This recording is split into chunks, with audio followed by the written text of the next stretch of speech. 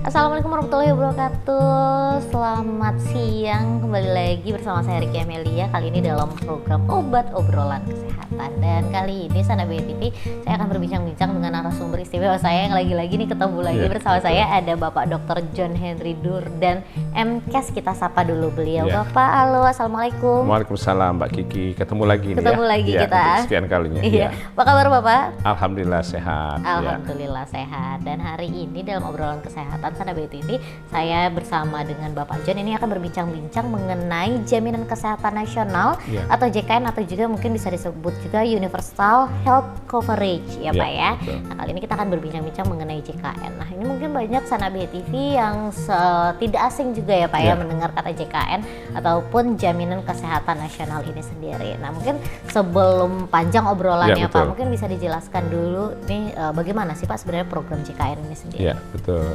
Makasih Mbak Kiki ya. Sana BTV, JKN itu nama program yang dikeluarkan oleh pemerintah. Namanya Jaminan Kesehatan Nasional. Ini sudah ada undang-undangnya yang khusus membahas tentang JKN ini, yaitu Undang-Undang Sistem Jaminan Sosial Nasional dan juga undang-undang yang terkait dengan lembaga penyelenggaranya yang namanya BPJS, Badan Penyelenggara Jaminan Sosial. Nah, terkait dengan JKN dengan istilah UHC tadi Mbak ya, UHC itu Universal Health Coverage. Itu nama programnya untuk pencapaian layanan semesta. Artinya bagaimana masyarakat Indonesia ini tanpa terkecuali itu sudah mendapatkan jaminan asuransi kesehatan sosial. Ya, yang dilakukan oleh pemerintah namanya JKN. JKN. Gitu. Nah, kalau misalkan Pak, ini mungkin banyak juga Sana BTV di rumah yang masih suka keliru antara JKN dan juga BPJS. Iya, betul. Ya, jadi kalau JKN itu nama programnya, kalau BPJS itu Sana BTV nama penyelenggaranya. Jadi kantornya, institusinya. Ya. Tapi kadang-kadang di masyarakat sering bilang saya punya kartu BPJS yang benar tuh kartu gitu JKN-nya ya. Oke. Orang-orang mungkin Sana BTV di rumah juga, bahkan saya juga bilangnya gitu, ada BPJS ya. Iya, betul. Tapi ternyata BPJS ini mungkin perlu diluruskan juga ya Pak ya, bahwasanya memang BPJS ini merupakan instansi yang mengadakan programnya, dan programnya itu yang JKN tadi. Betul. Jadi kartunya itu kartu JKN ya Pak ya. Iya, kartu JKN. Pak, kalau untuk UHC ini sendiri, Universal Health Coverage, yang ini berarti untuk seperti asuransi seperti itu juga berarti Pak? Ya, jadi Universal Health Coverage ini Sana BTV itu salah satu goalsnya ya, dari program JKN itu. Artinya bagaimana, seperti yang saya sampaikan tadi, masyarakat semua itu terakses terhadap layanan. Kata kunci Universal Health Coverage ini itu pertama kali dikeluarkan oleh WHO. WHO itu Badan Kesehatan Dunia. Jadi WHO itu berharap bagaimana sebuah masyarakat di satu negara itu sudah tercoverage, artinya terjangkau layanan, sehingga tidak ada lagi masyarakat itu kalau berobat dia terhalang, tidak ada dana. Jadi health coverage di sini adalah bagaimana akses terhadap fasilitas pelayanan kesehatan yang diberikan. Jadi goalsnya Mbak, jadi bagaimana program ini, asuransi sosial ini, khususnya yang kesehatan bisa diakses masyarakat. Dan yang penting juga ini ada BPJS Tenagakerjaan, satu lagi penyelenggara. Jadi BPJS ini ada dua lembaga, satu yang BPJS Kesehatan, satu lagi yang BPJS Ketenagakerjaan. Nah, yang sedang kita bahas ini program ini di BPJS Kesehatan. Ya. Ya. Ya. Ya, JKN, kartu KIS JKN, kartu Indonesia Sehat JKN atau kartu JKN. Ya. Ya. Ya, jadi kalau kartu KIS JKN itu harusnya yang istilah berbayar itu ada 4 segmen namanya Mbak ya. Jadi pertama segmentasi namanya BP, bukan pekerja. Ada segmen yang namanya PBPU, penerima bukan penerima upah. Ada yang segmen PPU, pekerja penerima upah. Dan segmen-segmen ini tentunya berbayar memang, khusus yang program yang mandiri. Nah, kalau yang program pemerintah itu namanya PBI, Sana BTV ya, atau yang sering dibilang kartu BPJS yang khusus kelas 3. Jadi namanya penerima bantuan iuran. Nah, PBI ini ada lagi, terbagi lagi. Ada yang PBI yang memang sumbernya dari pemerintah pusat, melalui APBN, nama sumber anggarannya ya. itu diberikan kuota pada masing-masing daerah, ada yang namanya PBI APBD, artinya tanggung jawab dari pemerintah daerah untuk membayar iuran masyarakat yang belum tercover, lagi-lagi belum tercover oleh PBI JKN-nya dari pemerintah pusat. Gitu Mbak Kiki ya. Itu namanya terbagi ya Pak ya. Nah, Ya. itu juga yang perlu kita ketahui bahwa JKN ini sendiri itu ada yang kelas 1, kelas 2, dan kelas 3. Betul. Bedanya apa Pak? Jadi sebenarnya bedanya ini kalau kelas 1 itu terkait dengan jumlah iuran yang dibayarkan kepada pihak BPJS. Nah kalau di kelas 2 itu beda lagi, jadi segmen tadi per kelas. Nah tetapi ke depan sebenarnya pemerintah sudah menginisiasi bagaimana nanti tidak ada kelas-kelas lagi. Jadi layanan itu satu kelas, tapi ini masih wacana ya Sanak BTV. Jadi tidak ada lagi kelas 1, kelas 2, kelas 3. Nah yang ada nanti adalah bagaimana mereka-mereka yang tercover di kepesertaan di program JKN BPJS itu bisa mendapatkan akses layanan kesehatan yang sama, tidak ada bedanya. Ya begitu. Pak, sebenarnya ini untuk seluruh masyarakat sendiri, tidak usah hanya Indonesia Iya, betul. sendiri. Ini sebenarnya apakah memang diwajibkankah kita Ya. mempunyai JKN? Betul. Seperti apa? Ya, Sanak BTV, terima kasih Mbak Kiki. Ini yang penting kata kuncinya, bahwa program JKN BPJS ini itu wajib untuk seluruh masyarakat Indonesia, termasuk warga luar negeri yang tinggal di Indonesia lebih dari 6 bulan. Nah, kan ini menjadi sebuah program. Makanya sebenarnya pemerintah berharap itu 100% penduduk Indonesia itu sudah memiliki kartu yang namanya JKN BPJS. Ini asuransi sosial. Artinya ini yang memang standar yang harus dimiliki oleh setiap penduduk.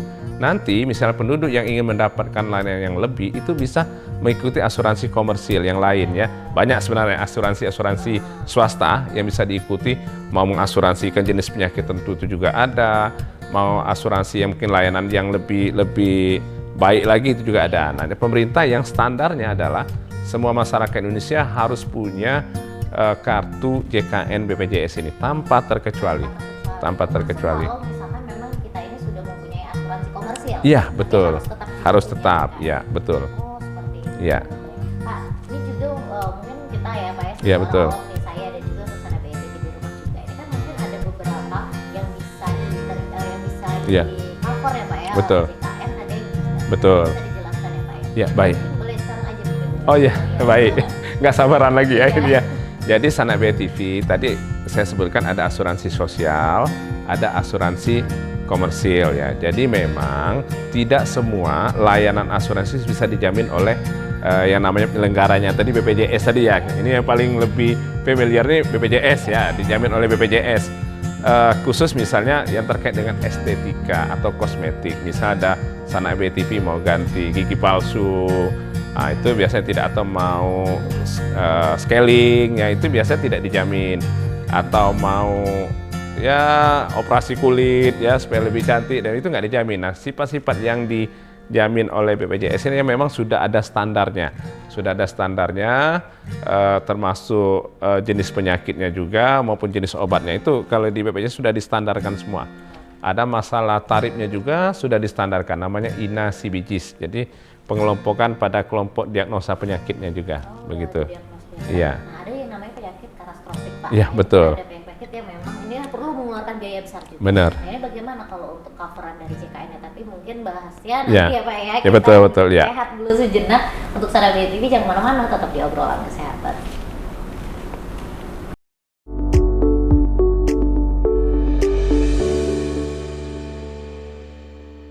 Sanak BTV kembali lagi di obrolan kesehatan. Kita lanjut ngobrol-ngobrol Ya. lagi ya Pak Jun ya.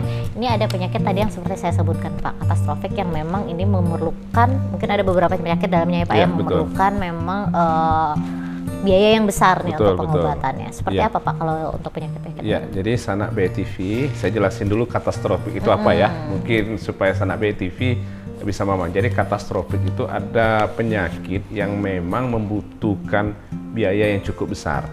Nah, jenis-jenis penyakit katastrofik ini tidak semua penyakit. Ada 4 sebenarnya yang paling menjadi fokus, baik itu dari sisi pembiayaan maupun dari sisi penyebab kematian tertinggi. Pertama penyakit ginjal, yang kedua itu penyakit stroke ya, yang ketiga penyakit kanker, dan yang terakhir penyakit jantung. Jadi keempat penyakit ini Sanak BTV ini yang paling banyak menyebabkan kematian dan paling mahal biaya untuk pengobatannya. Makanya kalau sanak BTP misalnya kita yang sakit-sakit batuk saja itu berobat ke puskesmas itu mungkin perbandingannya itu bisa berbanding 1:100.000 orang yang berobat. Saking mahalnya jenis-jenis dari keempat penyakit ini tadi, Mbak Kiki ya. Oke, nah ini bagaimana Pak untuk penyakit-penyakit ini tuh apakah bisa di-cover oleh JKN? Betul, baik. Jadi 4 penyakit ini di-cover full ya dari program JKN. Artinya misalnya sanak BTV ada keluarga kita yang penyakit jantung, ginjal, stroke, kanker, itu 100% ditanggung oleh lembaga penyelenggaranya tadi. Lagi-lagi bahasanya BPJS ya, di program JKN-nya tadi. Jadi full tanpa biaya, Mbak. Tanpa biaya. Kecuali kalau mau naik kelas ya beda, mau paket khusus. Oke. Nah, kalau tadi Bapak singgung nih masalah naik kelas ya. Ini mungkin kadang ada yang BPJS-nya di kelas 3 atau di kelas 2, tapi ternyata pas harus opname, ini mereka minta nih bisa naik kelas nggak? Nah, ini dulu pernah sempat katanya bisa, terus sempat juga katanya udah nggak bisa lagi sekarang. Nah, itu gimana, Pak? Ya, jadi kalau untuk naik kelas sebenarnya sampai hari ini bisa. Tapi hanya memang pemerintah kan menyarankan ambil saja sesuai kelas. Karena sebenarnya kelas yang sudah ditentukan nggak ada pembedaan dalam hal layanan. Hanya beda sebenarnya dari akomodasinya saja. Tapi memang kadang-kadang kalau memang masyarakat punya uang lebih, itu silakan, tidak dihambat juga. Hanya memang tidak 100% pembiayaan. Jadi kemungkinan akan dihitung selisih biaya antara memang yang ditanggung pemerintah dengan kelasnya. Ya begitu. Kalau misalnya operasi ada yang ingin naik di VIP, maka tarifnya nanti akan naik. Selisih pembiayaan itu yang mungkin menjadi beban pembiayaan. Oke, tapi untuk layanan yang didapatkan sebenarnya sama saja sebenarnya ya Pak? Sama. Ambil aja kelasnya buat masyarakat. Ini kadang-kadang masyarakat sering, wah di kelas 3 pasti nggak dilayani dengan baik, obatnya sama, nggak ada beda obat kelas 3, kelas 2, kelas 1 gitu ya. Hanya sama aja. Diakomodasi. Oke, Pak, tapi ada tidak sih Pak, ini mungkin beberapa obat, misalkan kita berobat nih, terus ditanggung oleh JKN, tapi ada nggak sih beberapa obat yang mungkin tidak di-cover seperti itu? Betul, ada ya, kalau ditanya itu. Nah, obat-obat biasanya itu pemerintah sudah punya namanya formularium obat, atau disingkat Pornas ya, Pornas. Jadi formularium selagi itu masih masuk dalam daftar obat-obat yang memang di-cover oleh lembaganya tadi BPJS, itu tidak akan ada pembiayaan. Tetapi kalau ada obat-obat yang di luar itu, biasanya obat-obat seperti itu obat-obat yang non generik ya. Tetapi bukan berarti yang ini tadi jelek, tidak. Justru sebenarnya obat-obat yang sudah di-cover sudah melalui kajian dan analisis riset juga oleh para pakar ahli, baik itu di bidang asuransi maupun juga di bidang medis, bahwa obat-obat tersebut adalah obat-obat yang pas untuk dikonsumsi oleh pasien. Begitu. Oke, baik. Ini kalau kita mundur sama obrolan kita tadi Pak, ini katanya kan memang untuk program JKN ini sendiri itu diwajibkan untuk seluruh masyarakat di Indonesia. Bahkan jika ada WNA yang tinggal di sini lebih dari 6 bulan itu juga harus diwajibkan memiliki JKN seperti itu. Nah, kalau untuk di wilayah Bengkulu sendiri Pak, Provinsi Bengkulu seperti apa Pak? Apakah memang sudah masyarakatnya seluruhnya ini tercover ataupun mempunyai JKN atau masih ada yang belum? Ya, pertanyaan bagus sekali nih ya. Khusus Bengkulu itu sudah 98% kita tercover dari penduduk kita yang 2.300.000 ya saat ini berdasarkan data BPS jumlah penduduk kita. Alhamdulillah kita sudah 98%. Nah, hanya memang kalau kita bicara provinsi kan akan ada kaitan juga dengan 10 kabupaten kota. Masih ada 2 kabupaten lagi sampai hari ini ya, pada waktu wawancara ini yang belum UHC namanya tadi. Di awal tadi Universal Health Coverage, yang belum memenuhi standar dikatakan masyarakatnya itu sudah dapat layanan semesta itu di Bengkulu Utara dan Rejang Lebong. Tetapi kita sudah melakukan advokasi melalui pemerintah juga, pemerintah daerah dan juga BPJS sendiri maupun juga kita di lembaganya YAKMI itu mau advokasi juga bagaimana masyarakat ini supaya mereka punya kartu JKN BPJS ini tadi. Oke, baik. Pak, kalau untuk standar dari Universal Health Coverage sendiri, ini dari setiap daerah ada standarnya tidak sih Pak? Kalau misalkan bisa disebutkan bahwa suatu daerah ini sudah mencapai UHC. Ya, ada ya.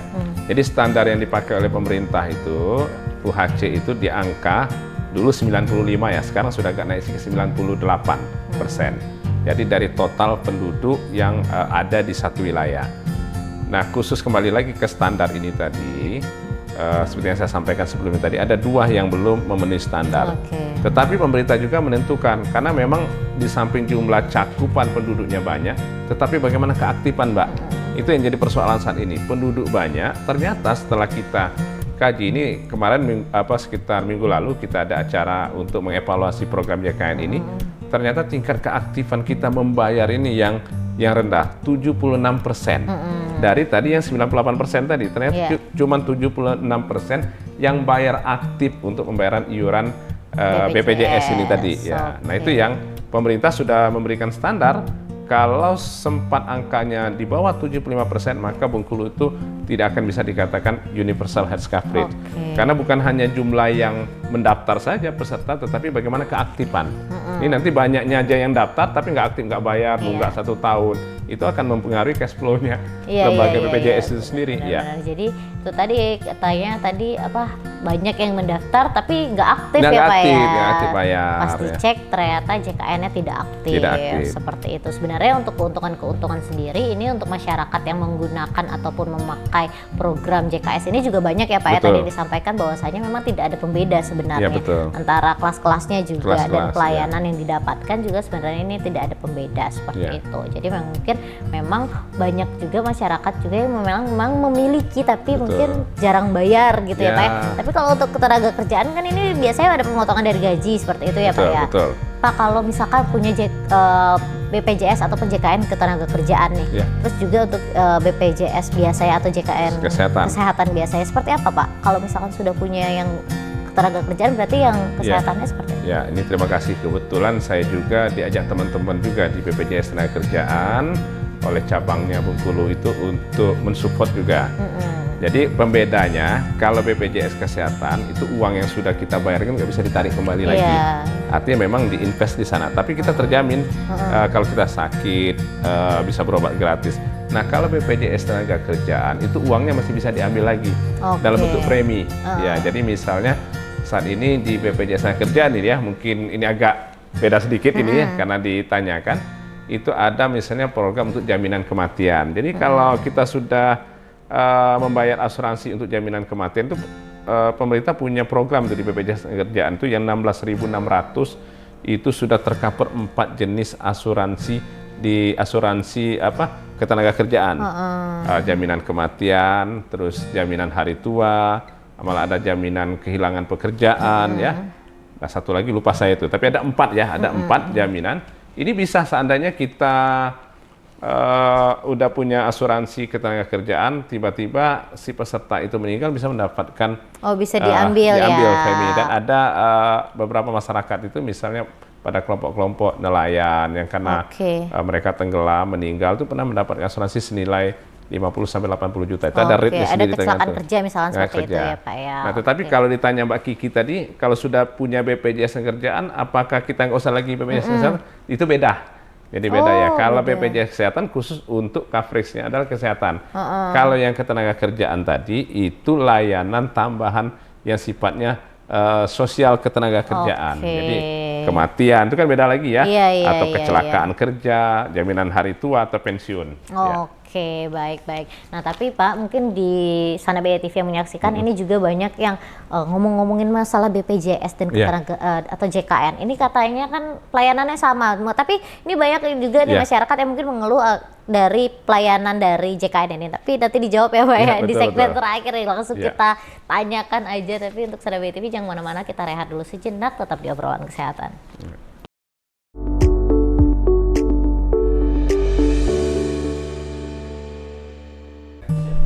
Sana BTV kembali lagi di obrolan kesehatannya. Kali ini kita sedang membahas masalah JKN ya. Nah, ini masyarakat juga banyak sebenarnya Pak yang mengeluhkan bagaimana tentang pelayanan dari program JKN ini sendiri. Walaupun katanya kan digembar-gemborkan bahwasanya pelayanannya ini sama saja sebenarnya dengan pasien umum dan pasien yang menggunakan JKN untuk berobatnya. Seperti itu, pemerintah menggembor-gemborkan bahwasanya ini sama saja. Tapi masih banyak masyarakat yang mengeluhkan. Betul. Gimana itu Pak sebenarnya? Baik, terima kasih Mbak Kiki. Jadi ini kalau layanan yang standar itu sudah ada. Makanya pihak BPJS itu melakukan MOU. Ini saya mengatasnamakan pihak BPJS ini ya. Mungkin nanti kalau BPJS ada yang nonton, BPJS ini sudah MOU kepada institusi yang menyelenggarakan. Biasanya mereka punya standar, Kalau memenuhi standar yang diberikan, maka mereka melakukan kerjasama. Nah, tetapi kalau tidak memenuhi standar layanan yang diminta oleh BPJS, biasanya tidak bisa dilakukan kerjasama. Nah, ini kaitan dengan keluhan. Ini lebih kepada sebenarnya personal. Dan ini kalau memang masyarakat tidak dilayani dengan baik, itu bisa melakukan pengaduan. Oh, ada pengaduan sebenarnya. Misal tidak dilayani dengan baik, ditolak, dilayani. Misalnya keluarga kita yang masuk ke IGD tiba-tiba ditolak karena tinggal kartu BPJS-nya. Dan sekarang ini yang penting, Sanak BTV, kita cukup dengan NIK saja, nomor induk. Jadi kalau misalnya para peserta itu hilang kartu JKN-nya atau lupa, itu bisa dengan KTP saja bisa ditunjukkan. Jadi sudah layanan terintegrasi dengan NIK, nomor induk kependudukan.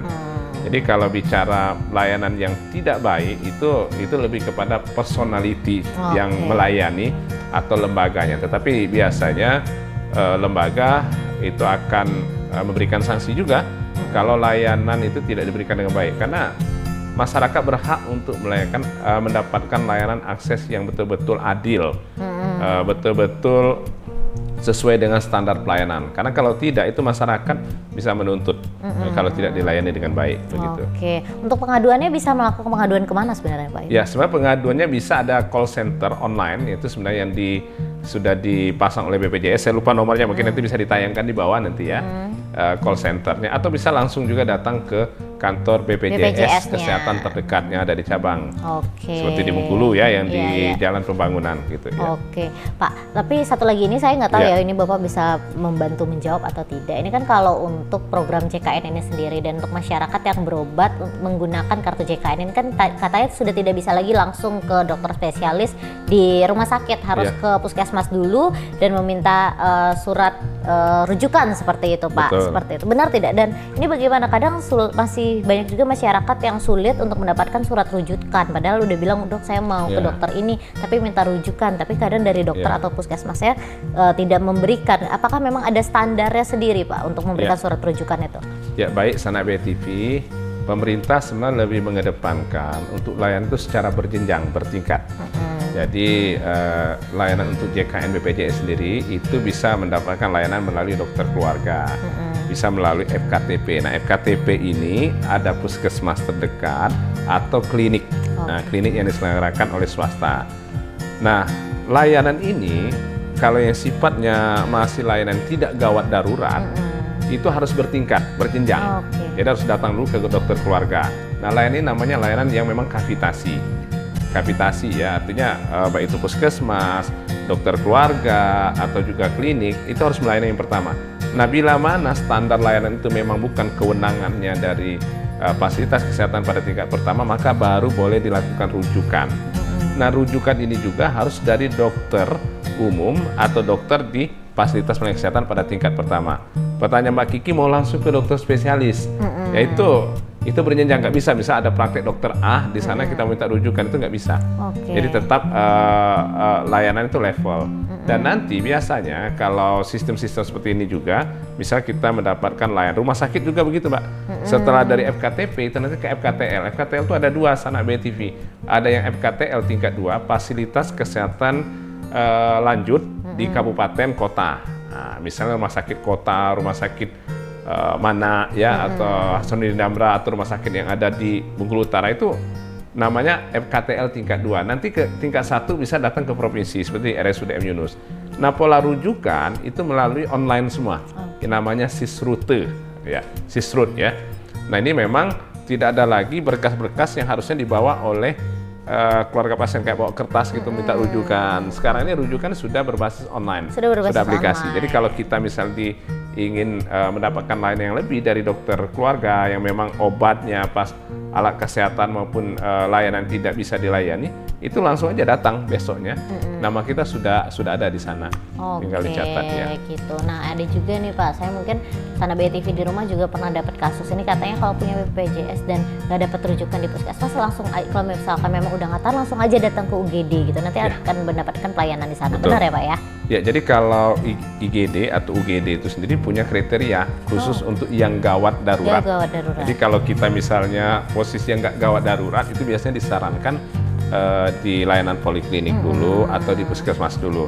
Karena nanti kalau pada bondong-bondong semua ke IGD, nanti pasien yang membutuhkan pertolongan gawat darurat jadi nggak bisa dilayani. Jadi ini memang perlu pengertiannya lah ya dari masyarakat. Memang pemerintah mengatur itu sebenarnya untuk ketertiban dan kenyamanan masyarakat juga sendiri. Begitu. Ini kalau ngobrolin masalah JKN mungkin banyak ini masyarakat yang ada ya keluhan aja ya Pak ya. Tapi sebenarnya wajar itu ya. Tapi sebenarnya memang program yang digaungkan oleh pemerintah ini sudah dibikin sedemikian rupa ya Pak ya. Tentunya ini untuk kebaikan masyarakat juga, seperti apa dari pelayanannya, obat-obatan yang didapat juga dari program JKN ini sendiri itu sudah memenuhi standar pastinya untuk masyarakat seperti itu. Dan juga ini jangan lupa untuk masyarakat yang mungkin masih nunggak-nunggak juga ya Pak ya, masalah JKN ini. Akhirnya nanti kesulitannya ketika berobat JKN-nya sudah tidak aktif, harus diaktifkan dulu seperti itu. Karena akan mempersulit juga nantinya seperti itu. Baik Bapak, karena udah di penghujung program juga, ada yang ingin disampaikan juga Pak, mungkin pesan-pesan dan harapan juga untuk Sana BTV itu silakan Bapak.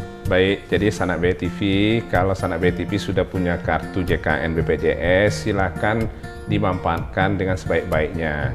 Jangan disalahgunakan ya, karena itu memang ada sanksi hukumnya. Misalnya ada yang masyarakat pinjam kartu kamu, nanti kalau ketahuan itu ada sanksi hukumnya. Itu yang pertama, manfaatkan dengan sebaik mungkin. Yang kedua, lagi-lagi bahasanya adalah lebih baik mencegah daripada mengobati. Jadi Sana BTV sebaiknya memang tingkatkan personal hygiene, lingkungannya, supaya kita terhindar dari penyakit. Kalau bisa, kartu JKN BPJS nggak bisa kita manfaatkan, karena kalau kita sehat ya, itu kan pada waktu kita sakit. Itu aja mungkin Mbak Kiki ya.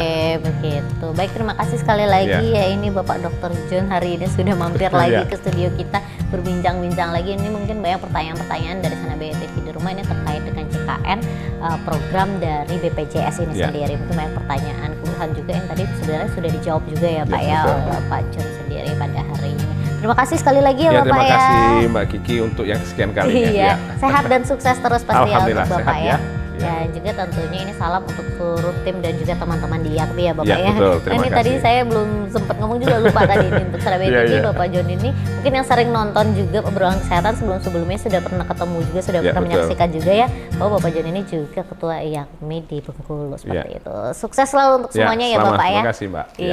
Untuk Sana BTV juga ini tadi sudah banyak sekali obrolan kita, sekali lagi juga memang untuk program pemerintah yang satu ini yang sedang digempur-gemburkan sendiri di Bengkulu sendiri juga, ini mungkin banyak yang JKN yang menunggak. Ini pemerintah juga sudah mencari solusi untuk membantu pembayarannya juga. Jadi jangan lupa untuk masyarakat ataupun seluruh Sana BTV yang sedang menyaksikan kali ini jangan ragu lagi untuk memiliki kartu JKN ataupun mengikuti program JKN ini sendiri ya Pak ya.